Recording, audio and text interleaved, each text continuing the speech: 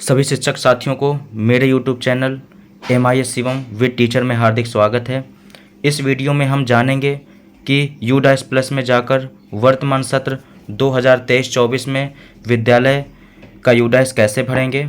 जैसा कि आप सभी को पता है कि इसमें 3 पार्ट होते हैं, जैसे गत वर्ष में था। नंबर 1 विद्यालय प्रोफाइल, नंबर 2 शिक्षक प्रोफाइल और नंबर 3 स्टूडेंट प्रोफाइल। तो इस वीडियो में हम पार्ट 1 विद्यालय प्रोफाइल के विषय में जानेंगे। दोस्तों, आगे बढ़ने से पहले आप सभी मेरे यूट्यूब चैनल को सब्सक्राइब जरूर कर लें और पसंद आए तो लाइक करें और वीडियो को बिना स्किप किए अंत तक ज़रूर देखिए कि एक एक पॉइंट आपका क्लियर हो जाए। तो चलिए आगे समझते हैं। साथियों, आज की इस वीडियो में हम UDAS प्लस 2023-24 भरने से संबंधित उसके प्रत्येक बिंदु पर बात करेंगे। साथियों, वीडियो जरूर लंबी हो सकती है, लेकिन आपको जिस भी बिंदु से संबंधित समस्या होगी उसका समाधान निश्चित रूप से इस वीडियो में जरूर मिलेगा। अतः जिस बिंदु पर आपको समस्या है, वीडियो को स्किप करके उस बिंदु तक पहुंचे और अपने समाधान को साथियों प्राप्त कर लें। और यदि साथियों आपके द्वारा पूरी वीडियो एक बार गहनता से देख ली जाती है तो कभी भी आपकी UDAS भरने में किसी भी बिंदु पर कोई गलती नहीं हो सकती है। आपकी UDAS बिल्कुल सटीक और सही भरी जाएगी। साथियों, UDAS प्लस 2023-24 का पहला section school profile and facilities भरने के लिए आप गूगल में टाइप करें UDAS प्लस और आप इस वेबसाइट पर क्लिक करके UDAS प्लस की यह वेबसाइट ओपन कर लें इस प्रकार से। और यहाँ पर देखिए लॉगिन फॉर ऑल मॉड्यूल, इस पर आप क्लिक करें। इसके बाद देखिएगा नीचे आपको तीनों सेक्शन प्रदर्शित होंगे, profile and facilities, teacher module और स्टूडेंट मॉड्यूल। अभी साथियों हम भरेंगे प्रोफाइल एंड फैसिलिटीज, इस पर क्लिक करेंगे और यहाँ पर साथियों यूज़र नेम में अपने विद्यालय का UDAS कोड और यहाँ पर जो पासवर्ड आपको मैसेज के रूप में प्राप्त हुआ था BRC से, और फिर नीचे साथियों ये जो कैप्चा है इसको भर के यहाँ पर साथियों लॉगिन कर ले। साथियों, इस तरह का इंटरफेस आपको मिलेगा। यहाँ 1.1 से लेकर के 2.28 तक ये डाटा कैप्चर फॉर्मेट अर्थात DCF आपको मिलेंगे, जो सभी आपको भरने होंगे। यहाँ साथियों महत्वपूर्ण बात, यदि आप इसको हिंदी में भरना चाहते हैं तो साथियों यहाँ इंग्लिश पर आप क्लिक करिएगा और हिंदी लैंग्वेज को सेलेक्ट कर लेंगे तो पूरा फॉर्मेट आपका हिंदी में हो जाएगा। साथियों दूसरी जानकारी, यहाँ पर लिखा रहा देखिए ओवरऑल स्टेटस, इसके आगे लिखा रहा नीड करेक्शन। साथियों यदि यहाँ नीड करेक्शन लिखा रहा ग्रीन कलर से, इसका तात्पर्य है कि अभी आपके द्वारा इस UDAS के प्रथम सेक्शन को कंप्लीट नहीं किया गया है। ठीक है साथियों, जैसे ही आप देखेंगे नीचे यहाँ जितने भी ये सेक्शन आ रहे हैं इनके सम्मुख देखिएगा नीड करेक्शन सभी के आगे लिखा रहा। तो जैसे जैसे आप एक एक सेक्शन को इसको भरते चले जाएंगे तो यहाँ पर नीड करेक्शन के स्थान पर लिखा जाएगा साथियों कंप्लीटेड। और जैसे ही आप ये सारे के सारे पार्ट कंप्लीटेड हो जाएंगे तो यहाँ ओवरऑल स्टेटस यहाँ पर साथियों लिखा जाना चाहिएगा कंप्लीटेड ऑल फॉर्म्स, यहाँ पर लिखा जाएगा। क्या लिखा आएगा? Completed all forms. इसका तात्पर्य होगा कि आपके द्वारा UDAS का जो पहला सेक्शन था जिसको हमने कहा है स्कूल प्रोफाइल एंड फैसिलिटीज, वो साथियों पूरा हो जाएगा। तो चलिए साथियों हम भी पूरा कर लेते हैं। सबसे पहले DCF को ओपन कर लेते हैं 1.1 से 1.23 तक। ये साथी आपको सम्मुख है। ये जो पहला हमारा DCF है 1.23 तक, इसमें देखेंगे कि जितनी भी जानकारी है वो पहले से ही इसमें भरी हुई आई है। इसमें आपको चेक करना और चेक करने के बाद देखना है कि कोई त्रुटि है अथवा नहीं है। यदि साथियों कोई भी इसमें त्रुटि है तो 2 तरीके हैं। एक तो आप स्वयं संशोधन कर सकते हैं कुछ चीज़ों को, और कुछ चीज़ें ऐसी हैं जिनमें आप संशोधन नहीं कर सकते बल्कि आपको BRC से कराना होगा। तो आप ध्यान से देखिएगा, जिस भी पॉइंट के ऊपर आप यहाँ पर 2@ बने आ रहे हैं तो उनको आप क्या कर सकते हैं, BRC से संशोधन कर सकते हैं, स्वयं इसमें संशोधन नहीं कर सकते। लेकिन आप नीचे देखिएगा साथियों, यहाँ पर कुछ ऐसे हैं जैसे कि 1.11 है तो इसमें देखिएगा 2 हैच बने आ रहे हैं यहाँ। तो इसका तात्पर्य है जिस पर भी 2 हैच बने आ रहे हैं उसकी डिटेल को आप स्वयं अपने आप ही यहाँ पर संशोधित कर सकते हैं। ठीक है साथियों, तो देख लेते हैं 1 बाय 1 एक एक चीज़ को। तो यहाँ स्कूल का नाम अपना चेक कर लीजिएगा, सभी चीज़ें चेक करनी है इस वाले DCF में। डिस्ट्रिक्ट का नाम चेक करिएगा।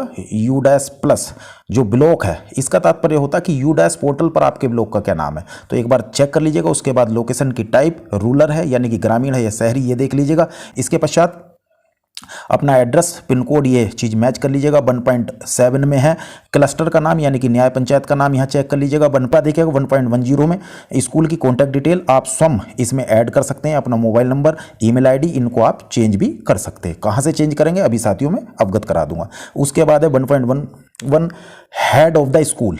और इंचार्ज की डिटेल भरनी है। यहाँ पर एक चीज़ कहूँगा साथियों, यदि आपके विद्यालय में हेड टीचर हैं तो यहाँ पर लिखेंगे आप हेड मास्टर या प्रिंसिपल को सेलेक्ट करिएगा और उसकी डिटेल भरिएगा। और यदि आपके विद्यालय में हेड मास्टर नहीं है, प्रिंसिपल नहीं है, बल्कि एक्टिंग हेड टीचर है यानी कि इंचार्ज अध्यापक है, तो यहाँ पर एक्टिंग हेड टीचर करवा लीजिएगा। ठीक है साहब, संशोधन करा सकते हैं। उसके बाद देखिएगा management group of the school, इसको साथियों हम समझने का प्रयास करेंगे।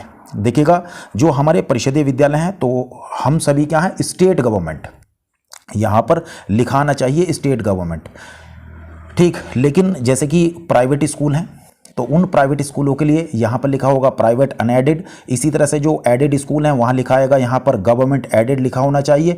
इसी तरह से जो सेंट्रल वाले हैं तो उनका सेंट्रल गवर्नमेंट, और अन्यथा यहाँ पर अदर लिखा हुआ होगा। तो अपना हम परिषदीय विद्यालय चेक कर लेंगे, स्टेट गवर्नमेंट लिखा हो। उसके बाद है management code of the school. देखिएगा ये महत्वपूर्ण है, जैसा कि आप यहाँ सूची भी स्क्रीन पर देख पा रहे हैं कि आप चेक कर लें management code of the school आपका कौन सा है। हमारे परिषदीय विद्यालय का डिपार्टमेंट ऑफ एजुकेशन यहाँ पर लिखा होना चाहिए।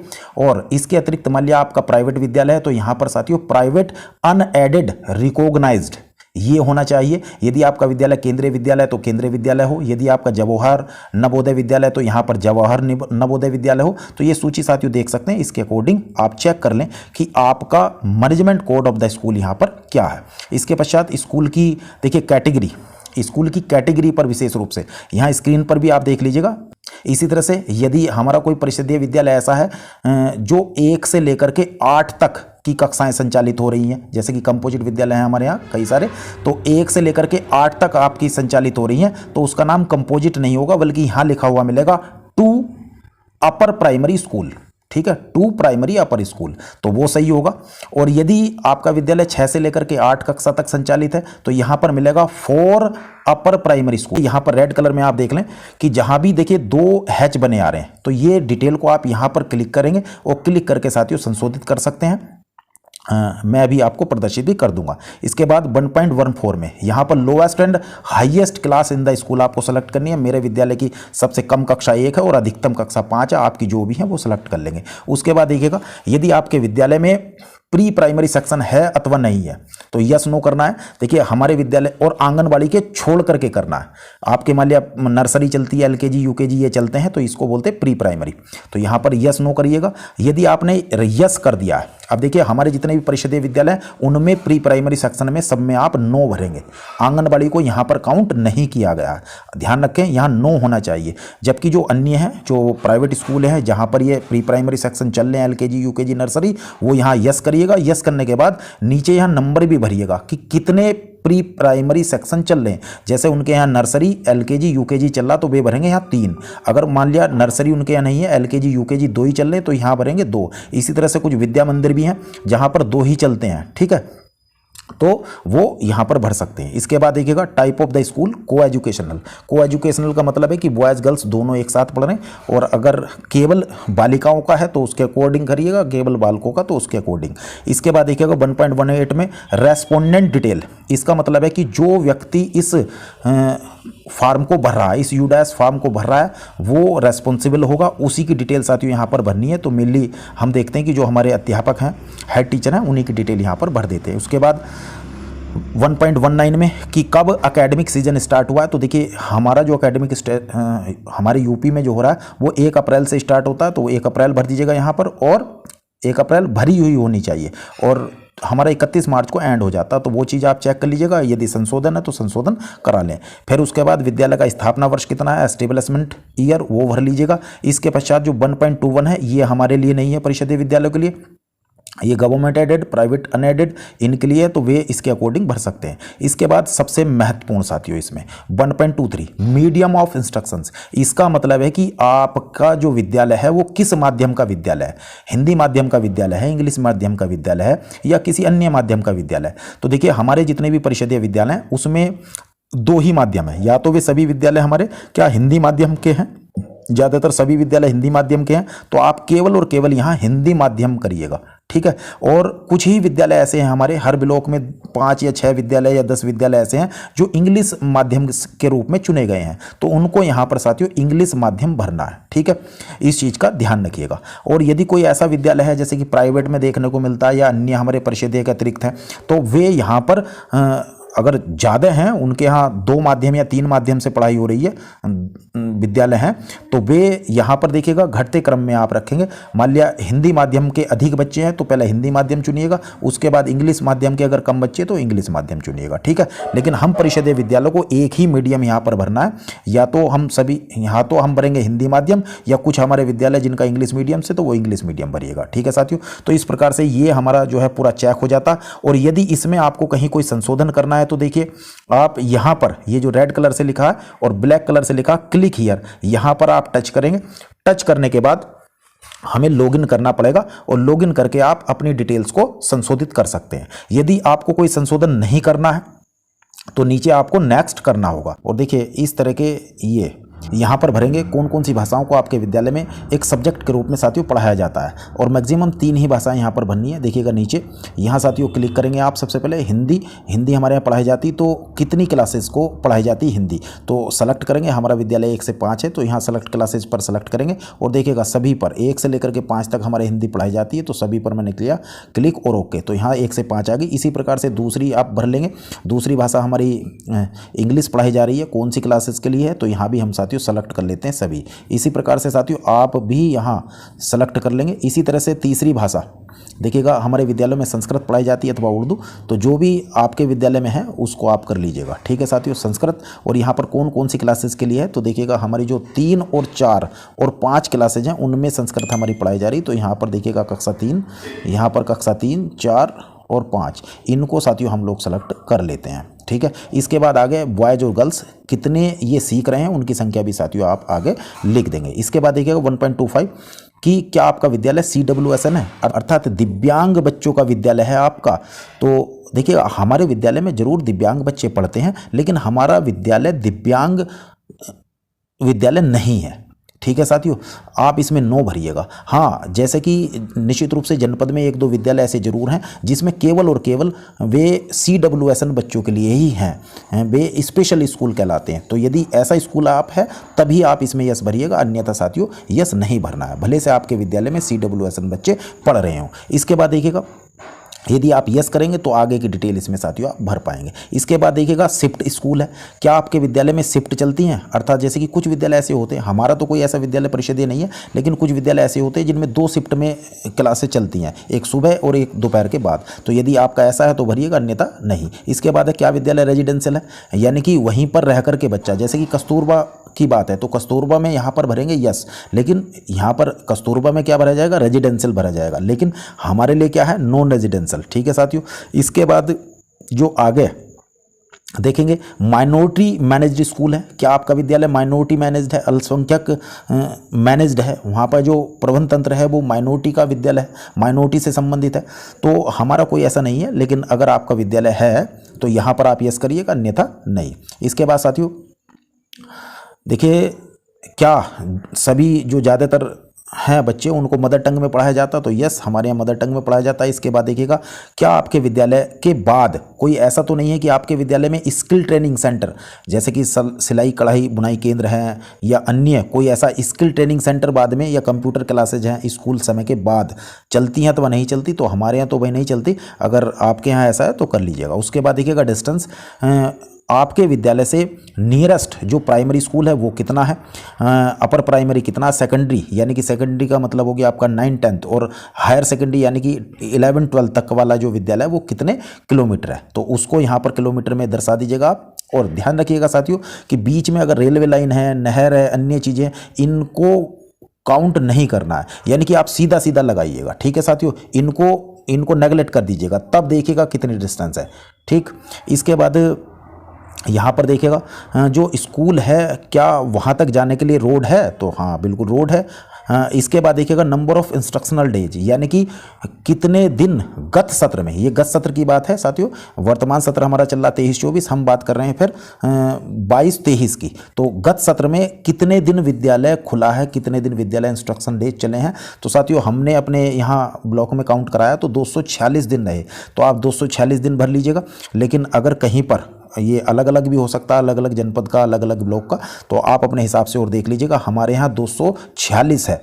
और दूसरा साथियों मेरा ये निवेदन भी है कि 210 का तो मानक भी है, 210 से कम तो किसी को भरना ही संभवतः नहीं है, लेकिन 246 हमारे यहाँ, तो हमारे साथी 246 यहाँ पर भर दीजिएगा। इसके बाद देखिएगा 1.35 में क्या आपके विद्यालय में CCE होता, CCE मतलब कॉन्टिन्यूस एंड कॉम्प्रिहेंसिव इवोल्यूशन, सतत एवं व्यापक मूल्यांकन आपके यहाँ होता, तो वह निश्चित रूप से होता है। देखिए हमारे यहाँ बच्चों का जो रिपोर्ट कार्ड है वो भी CC बेस्ड है और बच्चों का सतत एवं व्यापक मूल्यांकन होता है, इसमें आपको यस करना। उसके बाद साथियों यहाँ पर सेव एंड नेक्स्ट वाले बटन पर क्लिक करेंगे कि डाटा हमारा सेव भी हो जाए और हम नेक्स्ट पर भी चले जाएं। ठीक है साथियों, इसके बाद हम चलेंगे 1.37 से लेकर के 1.52 तक, इस पर हम क्लिक कर लेते हैं। क्या हमारे विद्यालय परिसर में आंगनबाड़ी केंद्र है अथवा नहीं, तो साथियों ध्यान दें, यदि आंगनबाड़ी केंद्र खुद का उनका भवन आपके विद्यालय परिसर में है तब भी आप यस करिएगा। यदि उनका खुद का भवन नहीं है, आपके विद्यालय के भवन में ही वे बैठ करके आंगनबाड़ी केंद्र चला रहे हैं तब भी आप यस करिएगा। और यदि आपका भी नहीं है, बे सपोज करिएगा आपके विद्यालय परिसर में पेड़ के नीचे भी अगर आंगनबाड़ी केंद्र चला रहे हैं, आपके विद्यालय में चला रहे हैं, आपके परिसर में चला रहे हैं, तो निश्चित रूप से आप यहाँ पर यस करिएगा। ठीक है साथियों, और यहाँ पर देखिएगा उनके नीचे आंगनबाड़ी जो सेंटर है उसका नीचे आप कोड भर दीजिएगा। इसके पश्चात यहाँ पर टोटल चिल्ड्रन जो आंगनबाड़ी सेंटर में है वो आपको बॉयज़ गर्ल्स के रूप में भरने होंगे। और ये कौन से बच्चे होंगे आंगनबाड़ी से पता करिएगा। उनके यहाँ जो 3 से 6 साल के बच्चे नामांकित हैं, 3 से 6 साल के बच्चे, केवल उनकी डिटेल भरनी है। जो 7 माह से 3 वर्ष के हैं उनकी डिटेल साथियों नहीं भरनी है, केवल 3 से 6। और यहाँ पर देखिएगा क्या आंगनबाड़ी जो वर्कर हैं वे ट्रेंड है, तो सब ट्रेंड हैं, उनको कराई गई है ट्रेनिंग इस चीज़ की। और क्या आंगनबाड़ी सेंटर में ये टॉयज या पपेट्स या गेम्स ये सब चीज़ें मिली हुई हैं, तो यहाँ भी सभी में आप यस भर दीजिएगा। ठीक है साथियों, इसके बाद देखिए 1.38 क्या बाल वाटिका संचालित है उस को लोकेटेड आंगनबाड़ी या स्कूल में, तो देखिए अगर आंगनबाड़ी सेंटर वहाँ है तो निश्चित रूप से बाल वाटिका भी वहाँ साथियों संचालित है, आप यस कर दीजिएगा वहाँ पर। इसके पश्चात देखिएगा क्या आपके स्कूल में out of school children enrolled हैं अथवा नहीं है। देखिए शारदा ऐप पर आपने कार्य किया है, शारदा की वेबसाइट पे, या आपने आउट ऑफ स्कूल बच्चों के लिए, ऐसे बच्चे जो आपके विद्यालय में 45 दिन से बाहर रहते हैं तो way out of school children कहलाते हैं। या ऐसे बच्चे जिनका प्रवेश नहीं हुआ था, वो सीधे ही आपने कक्षा 2 या 2 से अधिक कक्षाओं में आपने सीधा उसका एडमिशन लिया और वह बच्चे का या तो कभी एडमिशन नहीं हुआ था या वह 45 दिन से अधिक बाहर रहा, तो उसको हम आउट ऑफ स्कूल चिल्ड्रन कहते हैं।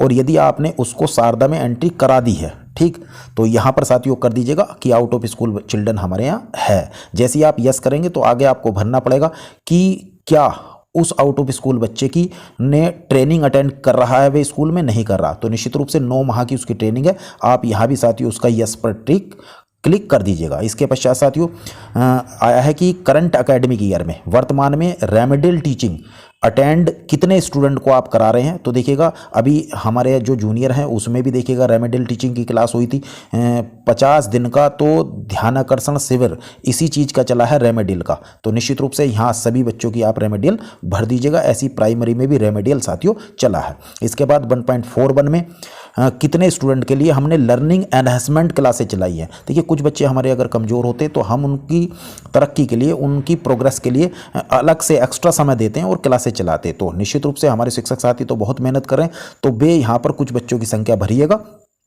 10-20 बच्चे जो भी। इसके बाद देखिए जो भी डिटेल्स हैं हमें अब प्रीवियस एकेडमिक ईयर की यहाँ पर भरनी है, यानी कि गत वर्ष में हमारे विद्यालय में जो विजिट हुई हैं, वो इंस्पेक्शन हुए हैं वो कितने हैं। तो देखिएगा एकेडमिक इंस्पेक्शंस का मतलब है कि हमारे चाहे जनपद स्तर हो, ब्लॉक स्तर हो या इस स्तर से जितने भी एकेडमिक इंस्पेक्शन आपके रजिस्टर में देख लीजिएगा, जितने भी हुए हैं यहाँ टोटल भर दीजिएगा। उसके बाद देखिएगा number of visit bye CRC, देखिएगा यहाँ CRC का मतलब है जो CRC कोऑर्डिनेटर, ये हैं NPRC जो हुआ करते थे, लेकिन वर्तमान में NPRC व्यवस्था खत्म है, तो यहाँ पर कोई साथी ना भरे। ये जो B पॉइंट है CRC वाला, इसमें 0 भर दीजिएगा, कोई विजिट नहीं होगी। लेकिन जितने भी C पॉइंट में, जैसे कि BRC स्तर से आप देख लीजिएगा, अभी हमारे ARP साथी हैं, BO सर हैं, इनके द्वारा जितने भी विजिट आपके विद्यालय में हुई है उनको यहाँ पर भर दीजिएगा। ठीक है साथियों, एक आध इधर उधर भी हो जाती तो ज़्यादा परेशान होने की आवश्यकता नहीं है। उसके बाद डिस्ट्रिक्ट लेवल से, स्टेट लेवल से कितनी विजिट हुई है तो उसको भी साथियों यहाँ पर भर दीजिएगा। ठीक है,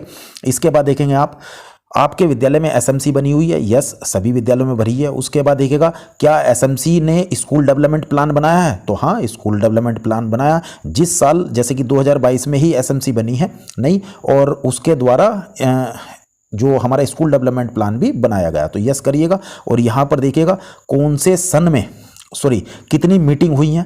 तो साथियों निश्चित रूप से आप देखते हैं हमारे प्रति माह मीटिंग होती है, तो 12 महीने हुए तो निश्चित रूप से 12 मीटिंग तो यहाँ पर लिखिए ही लिखिएगा आप, ठीक है। जून में भी लास्ट में 25 जून को जब विद्यालय खुलता है तो उसमें भी साथियों यहाँ मीटिंग हुई थी, तो 12 मीटिंग लिख दीजिएगा। किसी की अधिक है तो अधिक भी लिख सकते हैं।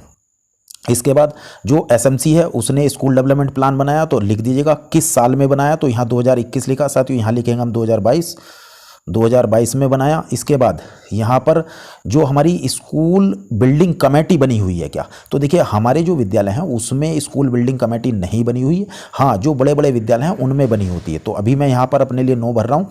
इसके बाद देखिएगा एकेडमिक कमेटी बनी हुई है, तो हाँ भाई एकेडमिक कमेटी तो हो सकती है, ठीक है नहीं, तो इसमें हम यस कर सकते हैं, ठीक। यदि आप नहीं करना चाहते तो नहीं भी कर सकते हैं, कोई बात नहीं, ठीक।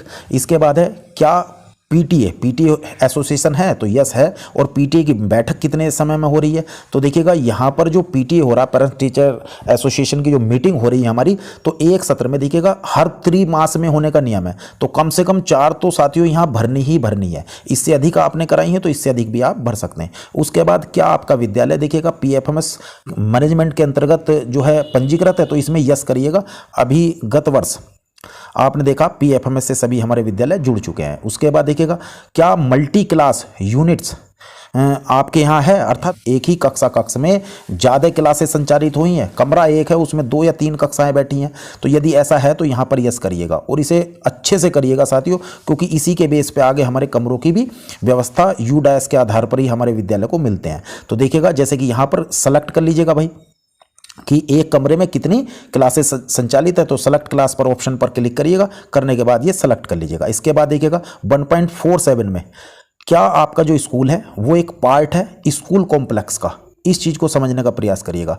देखिएगा अभी हम क्या भरेंगे यहाँ नो, क्योंकि हमारा प्राइमरी विद्यालय है और वो प्राइमरी विद्यालय में जो भी हमारे 3, 4, 5 कमरे भरे हुए हैं वो पूरा का पूरा एक ही कॉम्प्लेक्स है, ठीक है, तो हम तो इसमें नो भरेंगे। लेकिन इसी के बाद साथियों देखिएगा नेक्स्ट है is the school A hub school for the school complex, ठीक है।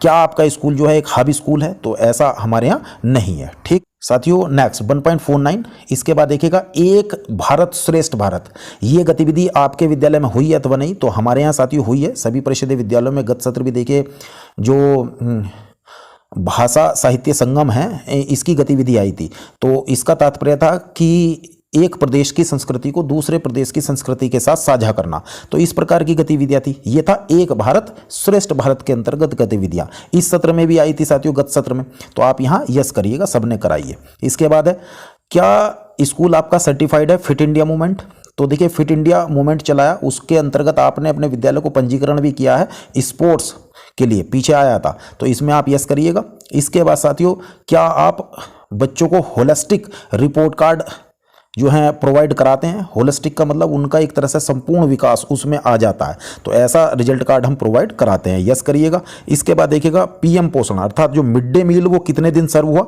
तो इसे आप कर सकते हैं। देखिएगा टोटल डेज, अभी हमारे यहाँ विद्यालय खुला 246 दिन, तो हमने 246 यहाँ पर भरेंगे। और उसके बाद देखिएगा डेज पर वीक, और एक दिन एक सप्ताह में एवरेज देखेंगे हम 6 दिन विद्यालय 6 दिन यहाँ पर भरेंगे, 6 दिन हमने मिड डे मील 6 के दिन खुलाया है। उसके बाद देखिएगा एक महीने में लगभग हमारे बैठेंगे, संडे आप निकाल दीजिएगा तो एक महीने में 25 या 26 इतने दिन बैठेंगे, तो आप 25 या 26 यहाँ पर जो भी हैं वो भर दीजिएगा, ठीक।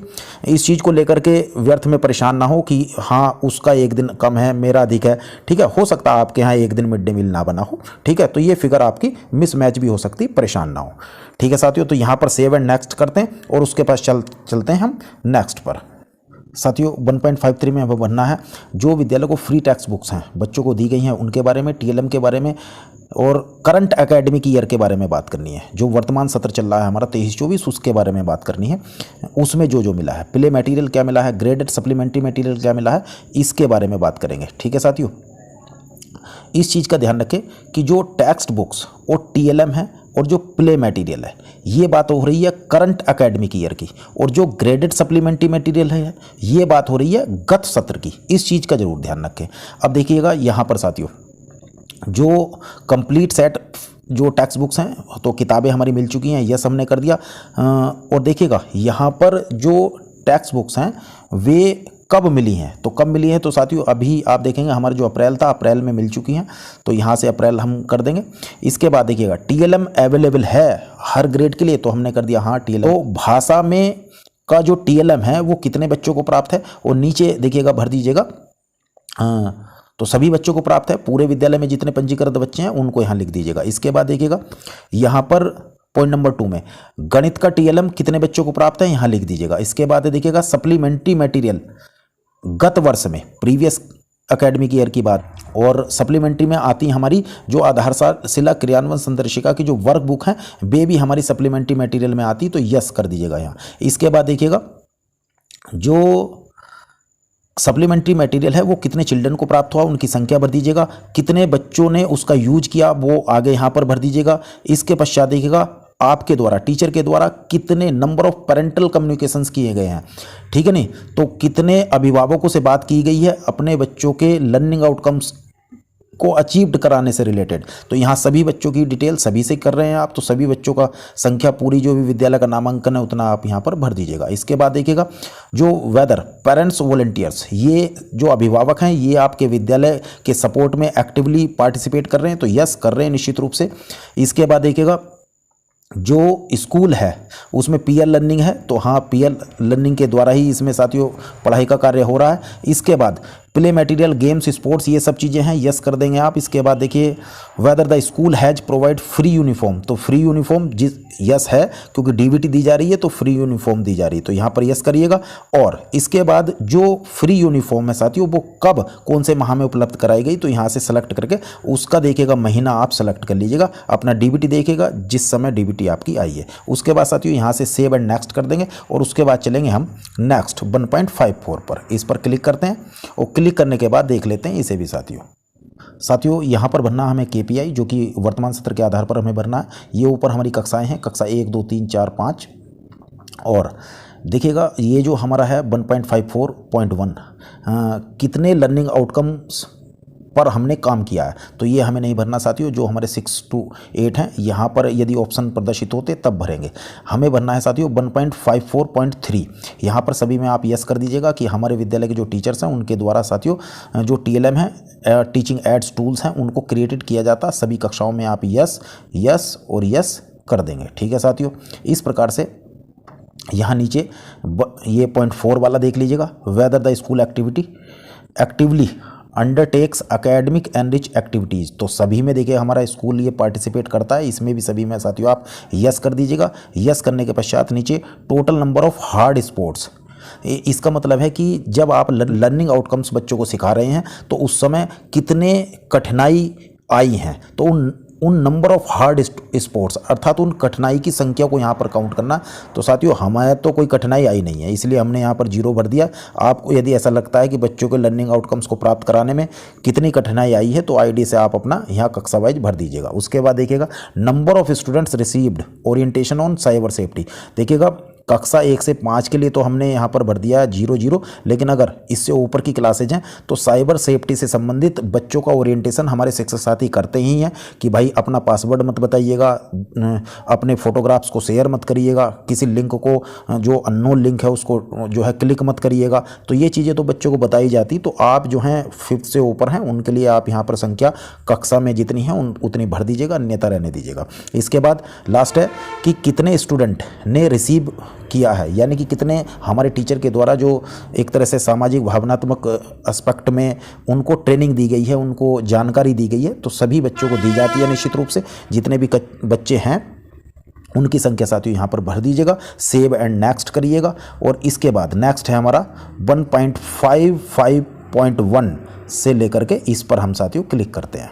इसमें देख लेते हैं साथियों school safety and other parameters. क्या आपके विद्यालय में स्कूल का डिजास्टर मैनेजमेंट प्लान बना हुआ है? तो निश्चित रूप से बना हुआ है साथियों। और क्या स्कूल की सेफ्टी से संबंधित आपका ऑडिट होता है? तो इसमें नो कर दीजिएगा साथियों यहाँ पर।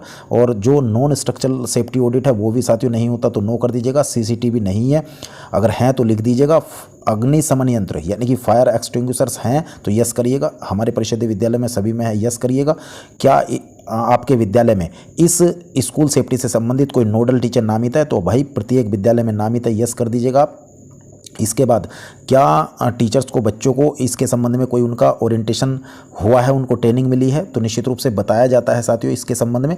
यस आप इसमें कर दीजिएगा। क्या डिजास्टर मैनेजमेंट से संबंधित कोई पार्ट करिकुलम में, पाठ्यचर्या में बच्चों की है अथवा नहीं है, तो निश्चित रूप से एक आध पार्ट डिजास्टर मैनेजमेंट का जरूर, बाढ़ का, अन्य का होता है, तो यस करिएगा साथियों। 1.55.9 में देखिएगा, क्या स्कूल को कोई रिसीव्ड हुई है ग्रांट सेल्फ डिफेंस ट्रेनिंग से। सेल्फ डिफेंस का मतलब हुआ साथियों जूडो कराटे, जैसे कि हमारी बालिकाओं को रानी लक्ष्मीबाई कार्यक्रम के अंतर्गत जूडो कराटे सिखाए जाते हैं सेल्फ डिफेंस से संबंधित।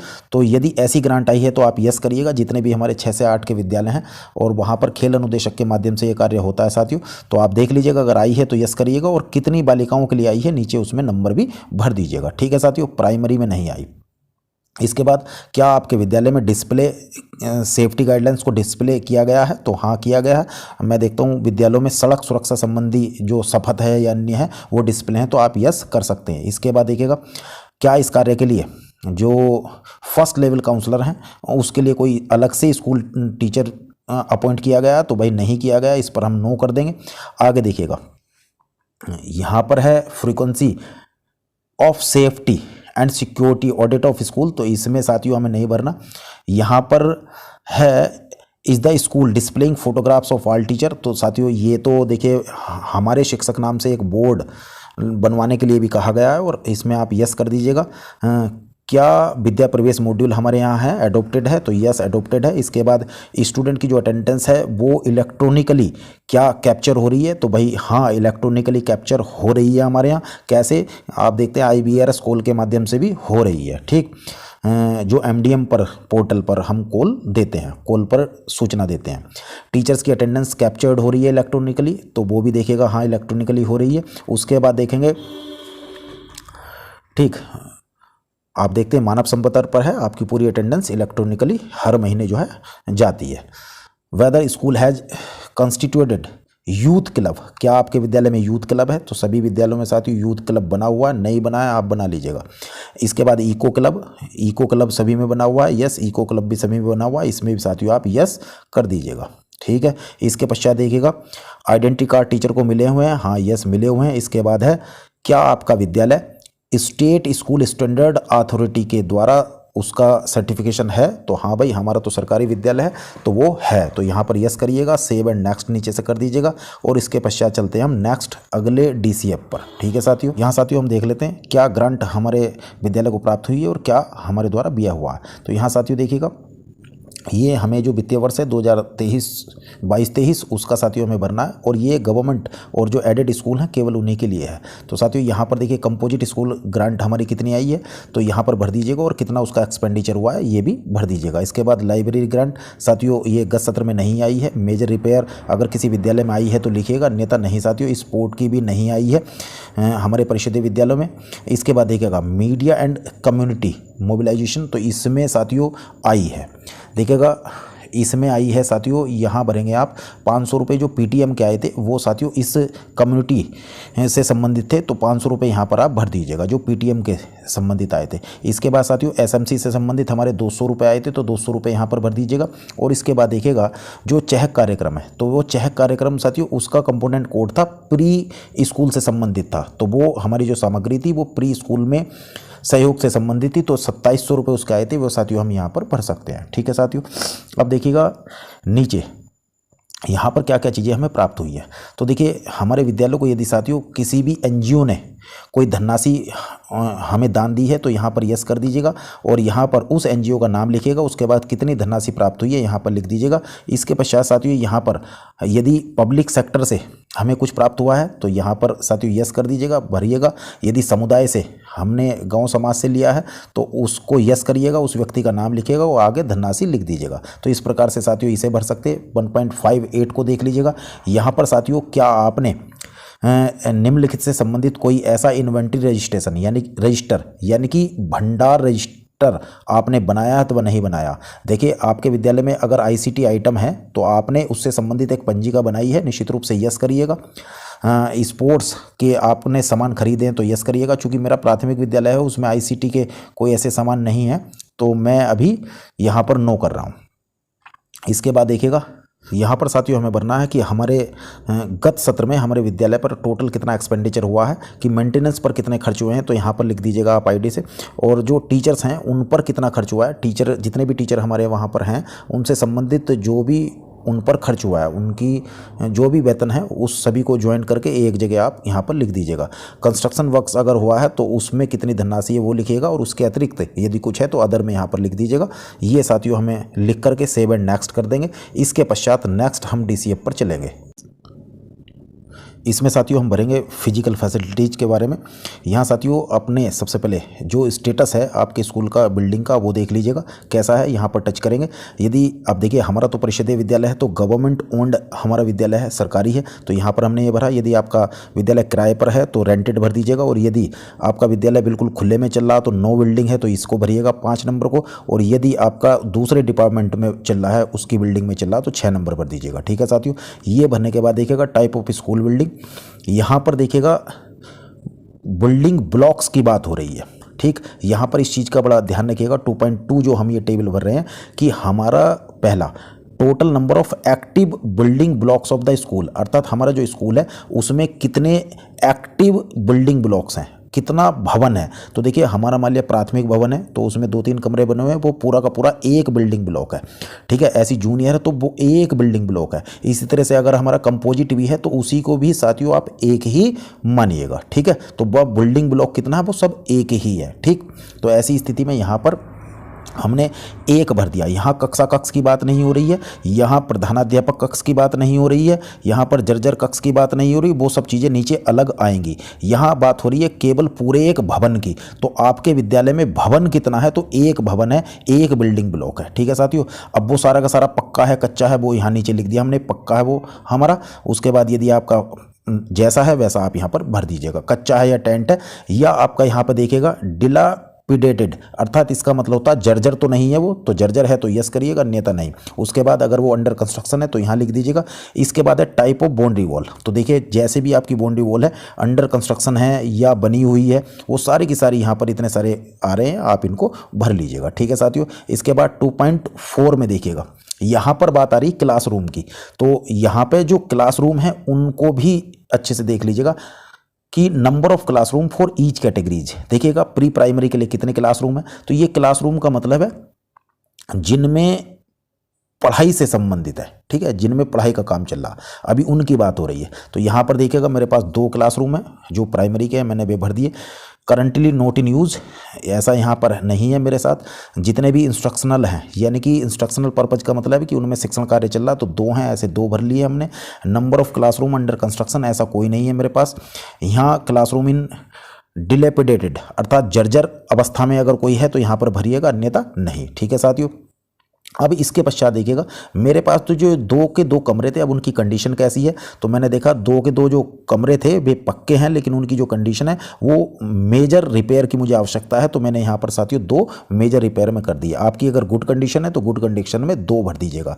इसके पश्चात 2.5 में देखिएगा क्या इलेक्ट्रिसिटी कनेक्शन आपके यहाँ है, तो यस कर दीजिएगा, और यदि 1 2 3 कोई सा भी आप इसमें देख सकते हैं जैसे भी स्थिति है। इसके बाद देखिएगा इलेक्ट्रिसिटी जो अवेलेबल है, तो वो number of classrooms having fans, कितने क्लासरूम में देखिएगा फैन है, कितने में एसीज हैं, तो एसी हमारे यहाँ नहीं है, जहाँ है वहाँ भर लीजिएगा। उसके बाद हीटर और ब्लोअर्स, ये चीज़ को आप देख लीजिएगा। इसके बाद वेदर स्कूल में जो सोलर पैनल हैं अगर अवेलेबल हैं तो भर दीजिएगा। Details of room other than classroom, देखिएगा यहाँ बात आ गई है, नीचे ऊपर कक्षा कक्ष की बात हो रही थी, यहाँ पर बात आ गई है जो कक्षा कक्ष के अतिरिक्त रूम हैं अथवा नहीं है, तो उनकी संख्या साथियों यहाँ पर लिख दीजिएगा। इसके पश्चात देखिएगा नीचे यहाँ पर हमें यस और नो करना है कि क्या हेड टीचर के लिए अलग से रूम है अथवा नहीं है, लाइब्रेरी के लिए अलग से रूम है अथवा नहीं है, तो जैसी स्थिति आपके यहाँ भर दीजिएगा। है वाइस प्रिंसिपल के लिए रूम है अथवा नहीं है, तो कॉमन जो रूम है गर्ल्स के लिए है अथवा नहीं है, स्टाफ रूम के लिए है अथवा नहीं है,